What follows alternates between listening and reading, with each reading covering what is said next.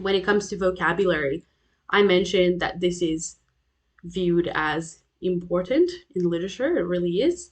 Fancy or elevated vocabulary is an amplifier. It enhances your essays, but only if your analysis and your essays as a whole are already decent, good at least.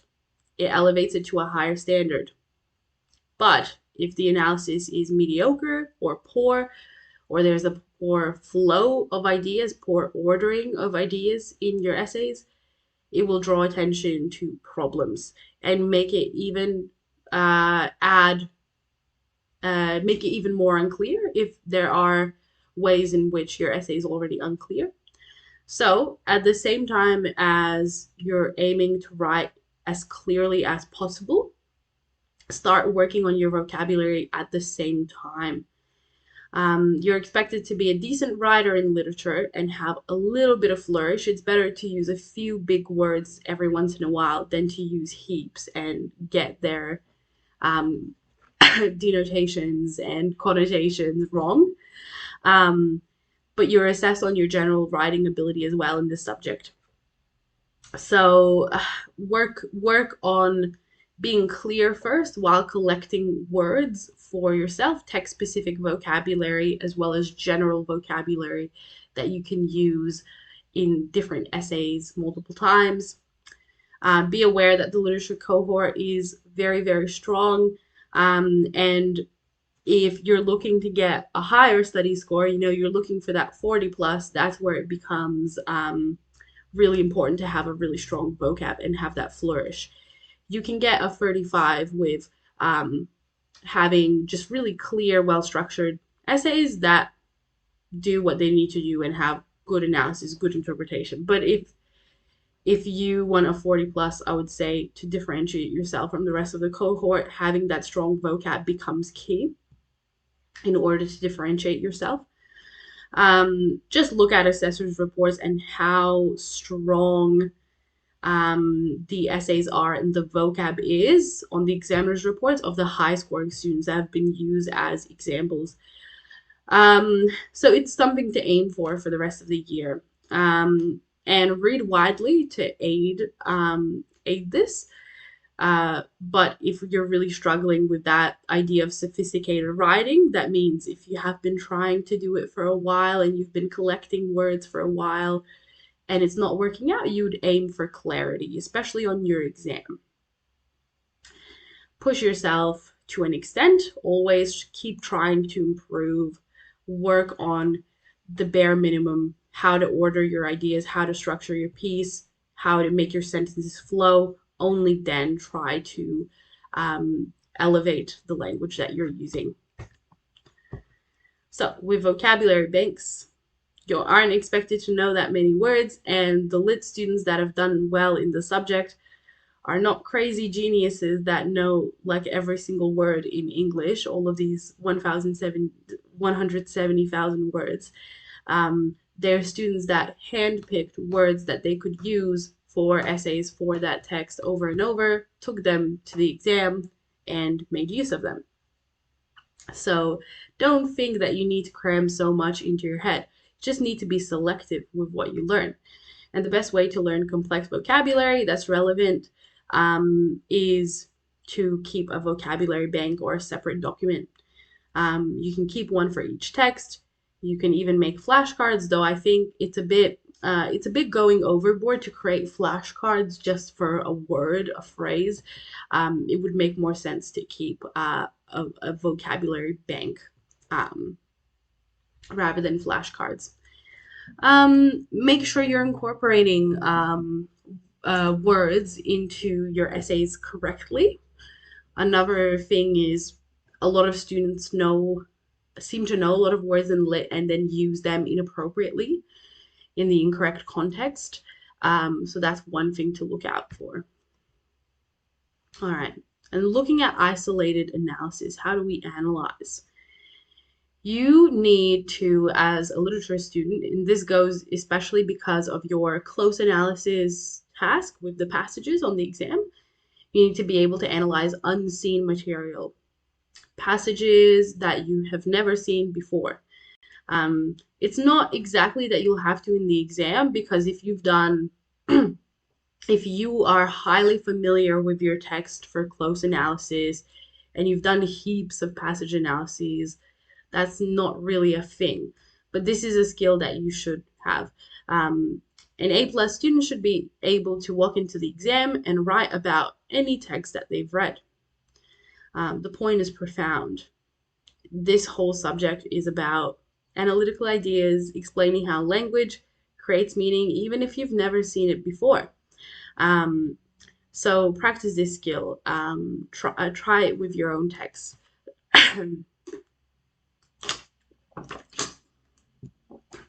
So the connection between language and meaning. Looking at all of these things like word choice, literary techniques, genre-specific devices, good point, do not list, connotations attached to words, what emotions they incite, allusions and references, intertextuality, text mentioning other text, tone and style, and linking it to those things from the pyramid, okay?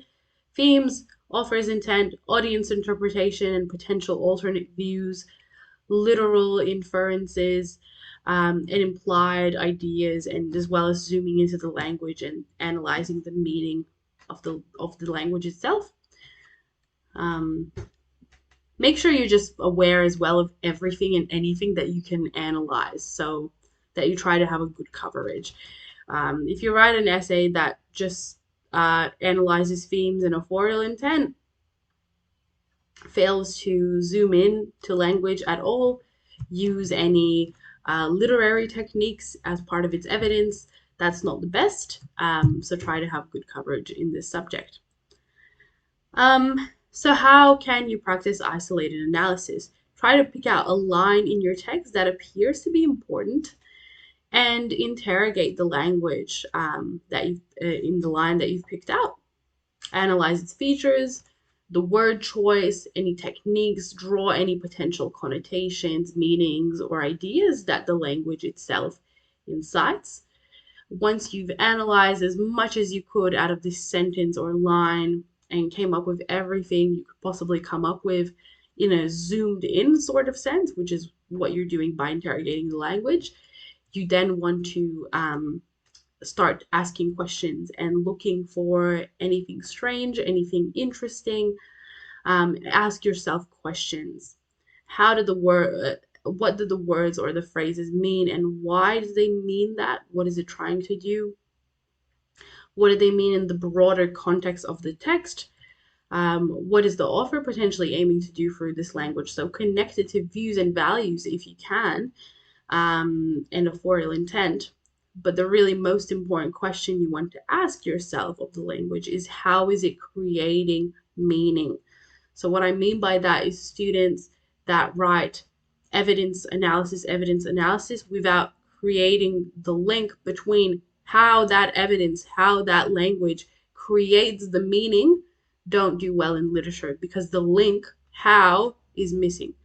So you need to be able to explain how language creates meaning, because that's your justification.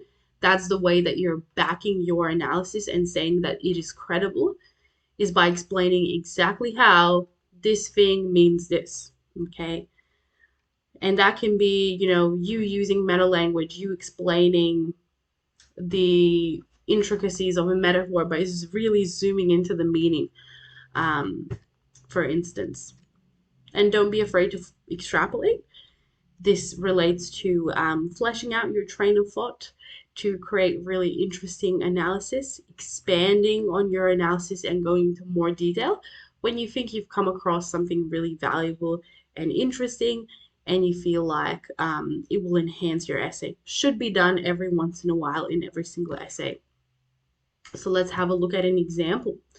Her guilt washed over her and threatened to swallow her whole. If we break this down, and we're doing this, we're interrogating the language. There's imagery of water because the guilt is washing over her, drowning, immersing, inundating. And the swallow implies consumption, absorption, and lastly, defeat. It's literally defeating her. So a sample analysis could be that the use of water as a motive of immersion, coupled with the reference to her guilt swallowing her whole. Notice how nicely the quotes were embedded, and we added the meta language of motive to actually name the language device. It evokes the idea of deluge and submergence.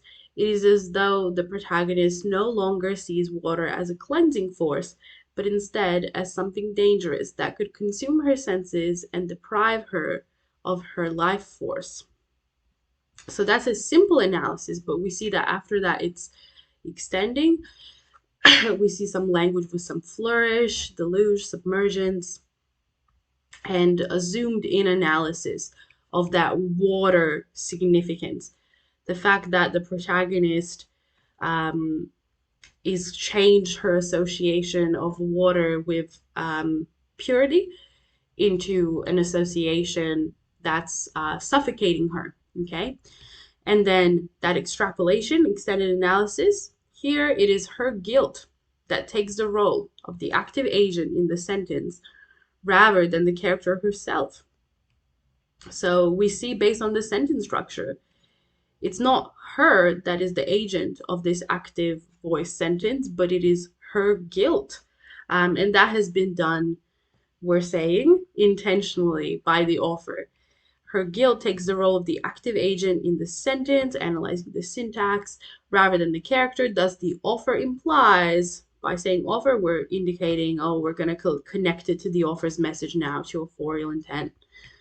The author implies that her guilt has become so all-encompassing that she is at risk of drowning in it and being swallowed by emotions she feels she no longer can control. So how was the link created to show how is the language creating meaning? We see that being done here. It is her guilt that takes the role of the active agent in the sentence rather than the character. And that's showing exactly how her guilt has overtaken the character, and she's not in control anymore. Okay.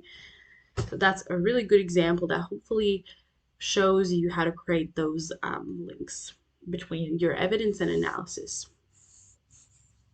Okay.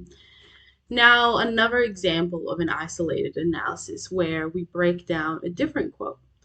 She wore a cloak with fur at hem and cuffs and a broad-brimmed hat with a veil and a rose. So some ideas we've come up with. Notice that this is evolving. In the first step, we've just come up with the author portrays the woman as wearing a cloak with fur at hem and cuffs, a broad-brimmed hat with a veil and a rose, in order to draw attention to her wealth and opulence. What's wrong with this example is that it doesn't create the link between the evidence and the meaning. Not only is the analysis extremely simplistic, it just says wealth and opulence, so it's just analyzing the appearance, but it also doesn't show how the meaning is created, because it just plops the quote in and does nothing with it, doesn't even cut it down into fragments, doesn't explain the language use. Okay. The second example, the author draws attention to the woman's fur, hem and cuffs, and broad-brimmed hat with a veil and a rose, with these symbols of wealth and opulence acting as indictments of her character's affluent lifestyle. The vocabulary has been improved heaps in this example. It is doesn't have a whole heap of detail, but for the purposes of a relatively simple quote, this is quite fine. This is really good. It took shorter quote fragments, which is way better, connected these to being symbolic of wealth to explain how this imagery of wealth is created by saying that they're symbols, and that it represents her affluent lifestyle, her wealthy lifestyle. Number 3 is our best one. The author's use of polysyndeton in characterizing her fur at hem and cuffs, broad-brimmed hat with a veil and rose, draws attention to the lavishness of her attire. And this in blue draws attention to the lavishness of her attire. That's a very good explanation of how the meaning is created. because that description coupled with the the language technique is trying to direct the reader to pay attention to what she's wearing. And that's how the effect is created. This, coupled with the fact that fur and veils were associated with opulence in the early 19th century, creating more backing to show how this meaning is created by drawing on the context of the text. It culminates in a portrait of a woman accustomed to wealth and prosperity. Of course, I know this is a really simple example besides the language, but the actual analysis of it and the quote itself. But that's just to help you guys and give you an indication of what to do. So hopefully it's clear why each next example is better than the previous, with the third one being the best. And isolated analysis is great. Analysis of our little pieces of evidence is invaluable in lit. You're using it as an instrument to justify your interpretation of the text. Remember back to the pyramid where the evidence was at the bottom and you had to have heaps of it. So you're using evidence that's been purposefully selected to prove your interpretation, to make it justifiable. By closely analyzing the text, we can gain insights into the way that characters are portrayed and about the views and values of the author. By taking passages from your text and breaking them down in detail, you'll come up with all of these questions and evolved analytical ideas. So the insights allow us to draw conclusions and form interpretations that you can use in your essays. Great way to actually practice essay writing because you need to analyze in essays as well. So practice doing these little isolated analysis text. We've got that step-by-step guide here to help you. Looking at justifiability, there are different opinions that you can have. So with the quote that we just looked at as our example, we're going to use it as an example again. Why is the author doing something? Well, in our examples, we said that they're trying to depict her as wealthy and affluent. But then why, right? The next question is why. And you can have different opinions. And we said you can have different opinions in lit. Is that to show that the other character, the male character, is either disinterested with her or he's obsessed with her? You could depict it either way, okay? Maybe she's being depicted as wealthy and affluent because those are shallow qualities and her clothing is more interesting than she is. Maybe it's simply because maybe he is obsessed with her. Maybe he thinks that her clothing represents the richness of her character and the value of her character and holds her in a really high regard. Or maybe he's doing it in a way that betrays his contempt for her opulence, for her wealth and status. So what would determine the justifiability as well of these statements is viewing the quote in the context of the whole text as well. But even if that's still left unclear and there's lots of room to have either of the opinions, it would just depend on the quality, the justifiability of the statement that you would be using.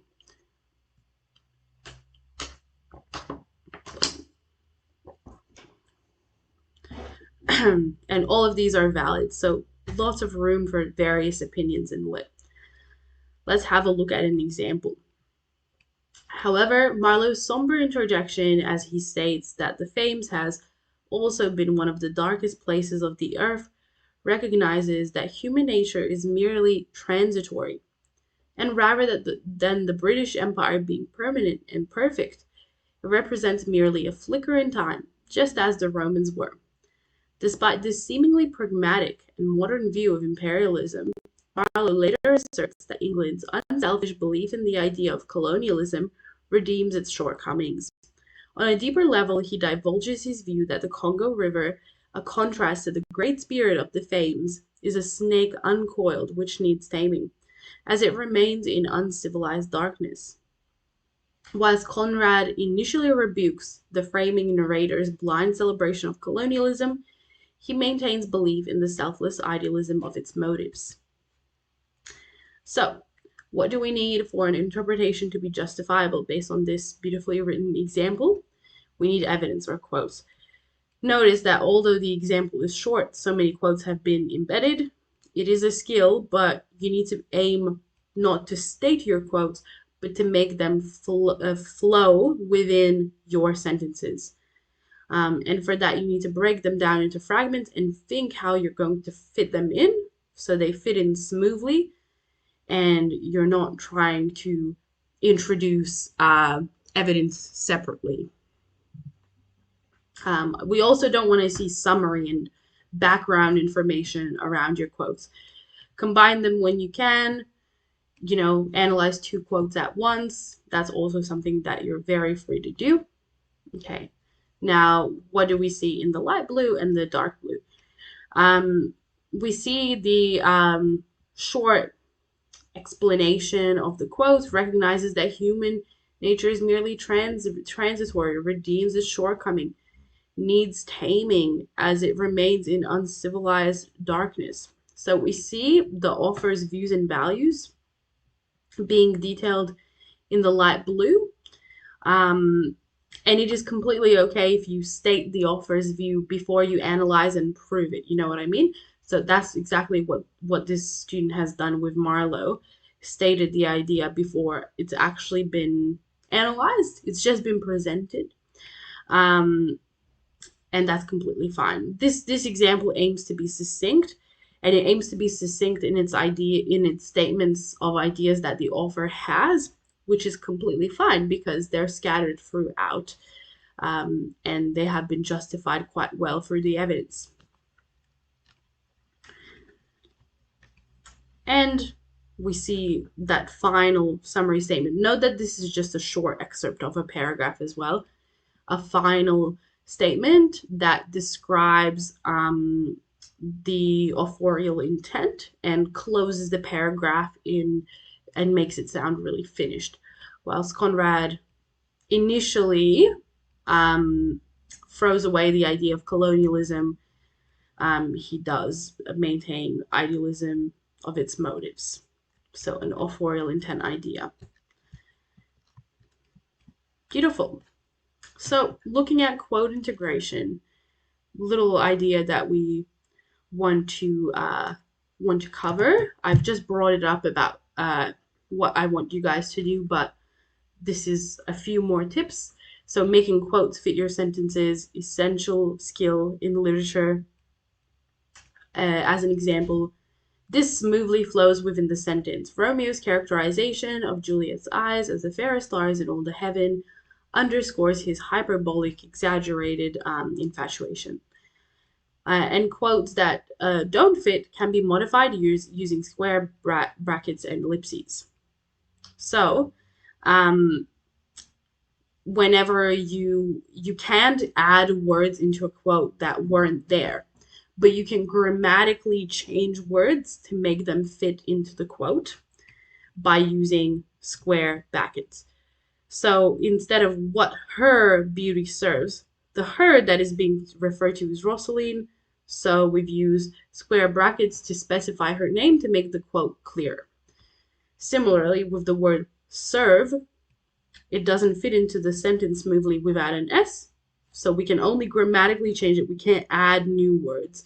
With the exception of her, Rosaline, like it was referring to her, the same character. So we technically haven't changed the quote. And we wanted to add an S, so we've used square brackets in order to do that. You also want to collect just some little one-word quotes from different parts of the text that you think are significant and discuss them together by finding patterns. And this is a skilled thing to do.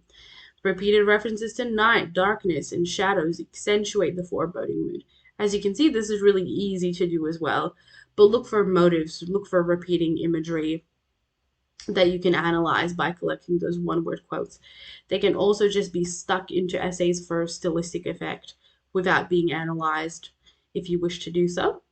What you don't want to be doing is quoting whole sentences and long pieces of evidence.